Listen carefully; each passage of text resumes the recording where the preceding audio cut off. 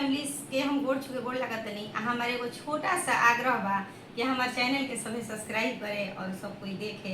बहुत प्यारा प्यारा हमनी के भजन लेके आवे नीजा, गीत लेके आवे नीजा।